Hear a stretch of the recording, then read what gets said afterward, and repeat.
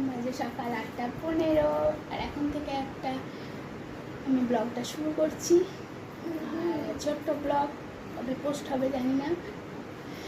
আর আমার সকাল তো অনেকক্ষণ হয়ে গেছে, সকালে উঠে আমার অনেক কাজ থাকে। আর হলো ছেলে সকালবেলা উঠে আমি অনেককে দেখি শক্ত খাবার খায়, এটা ওটা খায়। আমার ছেলে কিচ্ছু খাবে না। আমার ছেলেকে যদি আমি সকালবেলা উঠে শক্ত খাবার খাওয়াই, মানে শক্ত মানে কি, ধরো মিক্সড কিছু করলাম, সুজি করলাম, কি ধরো ওটস করলাম, মুড়ি গুঁড়ো, ও খাবে না, ও বমি করে দেবে। তো সকালবেলা উঠে বিস্কিটও খায় না, ও সকালবেলা উঠে শুধু দুধ খায়।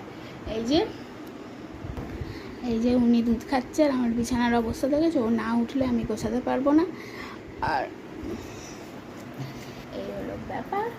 তো চলো, তোমরা কী কী করি, কী কী না করি সব কিছু অল্প অল্প করে তুলে ধরার চেষ্টা করবো। কারণ কেউ জানে না আমি বাড়িতে ব্লগ করি, আর কেউ ক্যামেরার সামনে হয়তো আসতেও চাইবে না, বুঝতেও পারবে না ব্যাপারটা কি। তো আমি কাউকে আনতে পারবো না, যতটুকু পারবো আমি তুলবো। তো চলো, চোখে কামড়াচ্ছে। হ্যাঁ, আর কতটা সামনে করে গিয়ে বসে আছে, চোখে কিন্তু ওকে কিছু করছে না। ও কামড়াচ্ছে দিয়ে।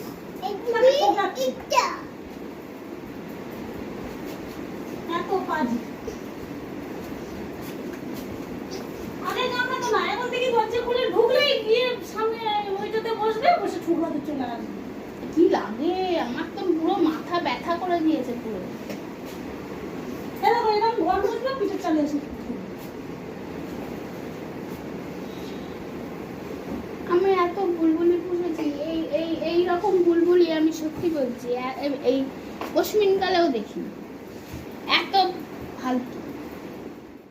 কিসের কথা নিয়ে আলোচনা হচ্ছে বলো তো? আমার যে পাখিটা আছে না, বুলবুলি, ওই পাখিটাকে নিয়ে। আমার মনে হয় ওটা মেল বুলবুলি। আমার এই নিয়ে 3টে বুলবুলি পোষা। প্রথম যেটা ছিল আমার বিয়ের পর সে আর কি উড়ে গেছিলো। কী করে উড়ে গেছিলো জানি না, বারান্দায় ছিল। তো যাই হোক, নেক্সট যে বুলবুলিটা আমি পুষেছিলাম সেটা মারা গেছিলো। ওর ছোটো থেকে মৃগী রোগ ছিল। দেখো, আমি ডাক্তার না বা কোনো ডাক্তারকেও দেখাইনি, কিন্তু ও মাঝে মাঝে ছটপট মানে ইয়ে হতো। তো ভেবেছিলাম ওর হয়তো কোনো শারীরিক সমস্যা আছে, মারা গেছে। এইটা যে বুলবুলি, এর আর কি মানে কি বলো তো, খুব হিংস্র টাইপের। মানে তুমি ঘরে ঢুকবে, তোমাকে ঠোকরাবে, কামড়াতে আসবে। বুলবুলি পাখি সাধারণত খুব শান্তশিষ্ট হয়, কিন্তু আমি জানি না, হয়তো বুলবুলির মতোই দেখতে, বোঝা যাচ্ছে না। তো সেটা নিয়েই আলোচনা হচ্ছে। তো আমার ওই ঢুকেছেন যে কাজ করেন, ওই ঢুকে ওকে ঠোকরাচ্ছে, আমার পোষ্যটা ঢুকে ওকেও ঠোকরায়। তো যাই হোক, সেটা নিয়ে আলোচনা হচ্ছে। জামা কাপড়ের কিছু আজকে ডিভানে ঢোকানো হবে, তো সেটারই প্রস্তুতি চলছে।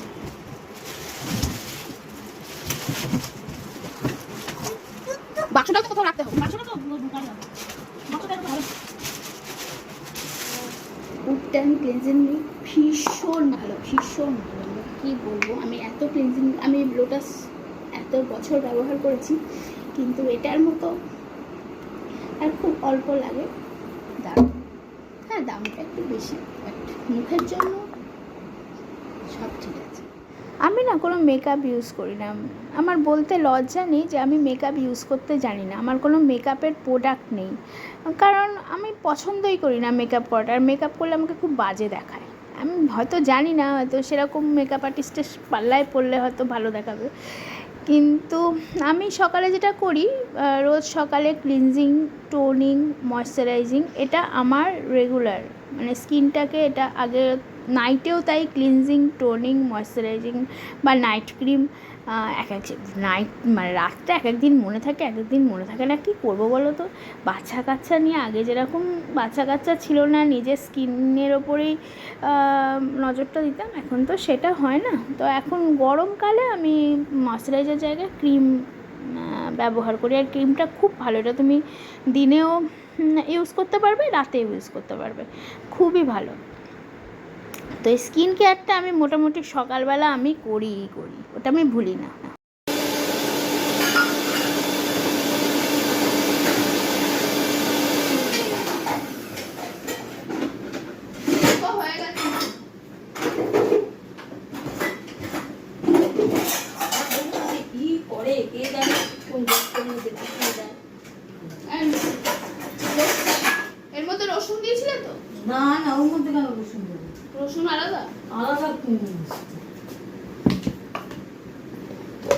দেখো তুমি ল্যাদ ল্যাদে হয়ে গেছে। ওটা ওরকম হবে, ওটা ফ্রিজে থাকবে, কিছু হবে না, তাড়াতাড়ি ব্যবহার করবে।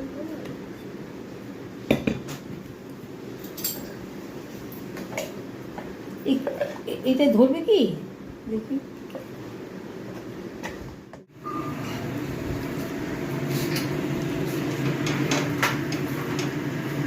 তাহলে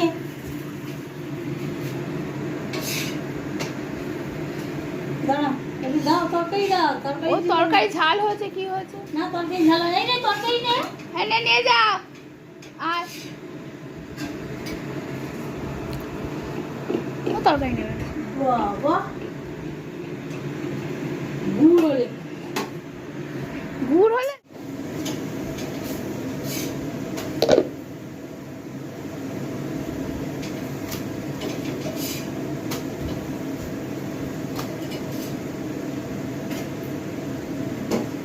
ওদের বাড়িতে কি রবিবারে লুচি এরকম হয়?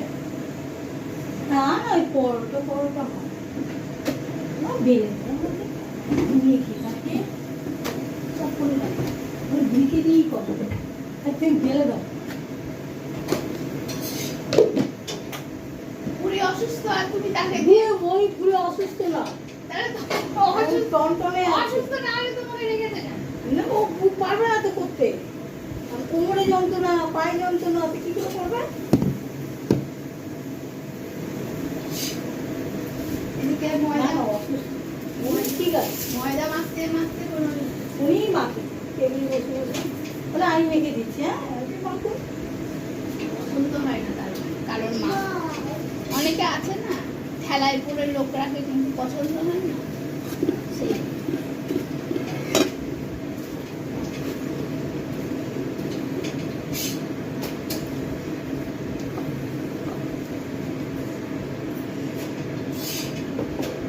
খাচ্ছিস কি? আমার মা যখন মা মেখে দিত না, আর ডাক্তার ইয়ে জানি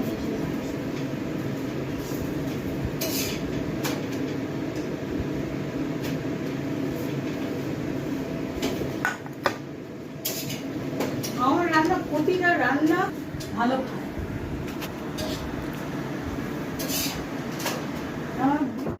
তো লাইটটা একটু কম আসছে, তো আজকে আলমারিটা গোছাবো,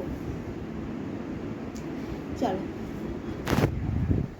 এই হলো সিচুয়েশন, বুঝলে? তলাতেও আছে, ওই দেখো। তো জানি না কতক্ষণ লাগবে। আর এই দেখো আমি মুড়ি, ছোলা আর চানাচুর নিয়ে বসেছি, খাচ্ছি, একটু করে খাচ্ছি আর একটু করে গোছাচ্ছি। কারণ একটু ডায়েটে আছি, অনেকক্ষণ খেয়েছি, খুব খিদে পেয়ে গেছে, ওই জন্য দেখছি অবস্থা ঘরের। ঠিক আছে, আর ছেলেকে নিচে পাঠিয়ে দিয়েছি শ্বশুরমশাইয়ের কাছে, যেখানে গিয়ে সে তাণ্ডব করছে। সবসময় আমি একা দায়িত্ব পালন করব কেন গো? একটু ওনারাও পালন করুক, একটু সামলান। ঠিক আছে চলো, আলমারি গোছানো আজকে কমপ্লিট করলাম। ওই দিকটা বন্ধ করে দিয়েছি, দাঁড়াও দেখাচ্ছি। ছেড়ে গেছি, এইগুলো আমার রেগুলার পরা, ওপরে যেগুলো আছে, আর এই পাশে চাদর ফাদরগুলো রেখেছি। আর এইটা হলো মায়ের তাক, মানে আমার মা বাবা যখন ছিল আমার ডেলিভারির পর, আগে অনেক শাড়ি টাড়ি ছিল, এখন মা আসে, মায়ের এখানে থাকে জিনিসপত্র, মা এসে পরে আর শাড়ি আনে না। আর এইখানে সোয়েটারগুলো রেখেছি, সোয়েটারগুলো কালকে দিনের বেলা ওখানে একটা আলমারি আছে, ওখানে রেখে দেবো। আর এই দেখো এই অর্গানাইজারগুলো এখানে এরমভাবে সাজিয়ে রেখেছি।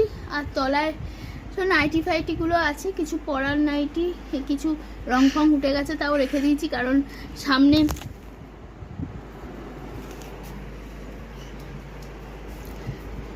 সামনে বর্ষাকাল আসছে, লাগবে, তখন তো জামা কাপড় শুকাবে না, ওই জন্য। আর যেই খুলেছি ছেলে অমনি দৌড়ে চলে এসেছে, কি সব রেখে গেছে দেখো। ওফ, ঠিক আছে চলো। আরেকদিন এই আলমারিটা খুলতে হবে, এটারও ভাগাড় হয়ে পড়ে আছে, এটা একদিনকে দেখতে হবে কি করা যায়। আর বিছানার চাদরও চেঞ্জ করে দিয়েছি যেহেতু ছিল, আর এটাও গোছাতে হবে, এটা মোছামুছির ব্যাপার আছে, আজ আর পারছি না, এটা আবার নেক্সট। কি কমে গেছে? আমার শ্বশুরমশাই যে এত কলা কিনে এনেছে, এখানে আবার 2টো কলা, মানে এটা আমি কিনেছিলাম, 2টো পড়ে আছে। এর ফাঁকে কখন শ্বশুরমশাই বাজারে গেছে আমি বুঝতেই পারিনি। তো যাই হোক, মাছ মাংস, এতগুলো মাছ কিনেছে, মাংস কিনেছে, বেশ ভালো লাগলো। কদিন ধরে বেশ মজা করে খাওয়া যাবে। তোমরা হয়তো ভাবছো এই মহিলা কি করে, এর বাড়িঘর ওর জামা কাপড়ের অবস্থা কেন, এইরকম অগোছালো কেন? তার একটা কারণ, বাচ্চা হওয়ার পর আমি বিভিন্ন কারণে অসুস্থ থাকি, মানে ধরো 2 দিন ভালো আছি, তারপর আবার এই ওষুধ খাচ্ছি, আবার ভালো আছি, আবার 2 দিন খারাপ, এরকম করে না। আর আমার বাচ্চাটাকে কেউ সামলানো নেই। আজকে শ্বশুরমশাইয়ের কাছে ছেলেটাকে দিয়ে এলাম, তাই এগুলো করতে পারলাম। আগের দিন আমি অত হাঁপাচ্ছিলাম কেন? কারণ ওকে সামলাচ্ছি, বারবার দৌড়ে যাচ্ছি, এটা করছে, এখানে ড্রেসিং টেবিল আছে কাঁচের, এখানে ঠোকর মারছে, ওখানে করছে, ওর পেছনে দৌড়ে দৌড়ে দৌড়ে দৌড়ে আমি পুরো পাগল হয়ে গেছি। আর ঘুমোলেও কাজ করা যাবে না, কারণ ঘুমোলেও আওয়াজে ওর ঘুম ভেঙে যাবে, আর ঘুম থেকে উঠলেও ওকে কেউ সামলানো নেই। এই জন্য আমার সব কিছুতেই ঢিলে হয়ে যায়, আর শরীরটাও ভালো থাকে না ওই কারণে। আর বাচ্চা হলে যে সমস্যাটা হয় সেটা হলো পোস্ট প্রেগনেন্সি ডিপ্রেশন, যেটা হয়। আমি তো একলা থাকি, তো সেটার মধ্যেও থাকি, আমাকে দেখলে বোঝা যায় না। সেটার মধ্যেও থাকি, তো ভালো লাগে না, মাঝে মাঝে কিছু করতে ইচ্ছা করে না, খুব রাগ হয়। তো এই কারণের জন্য এরকম তোমাদের সব জানিয়ে দিলাম। তোমাদের মনে কোশ্চেন হবে এই মহিলাটা এরকম কেন, এত সব কিছু মনে করে রেখে কেন, এরকম জামা কাপড়ের অবস্থা জানিয়ে দিলাম।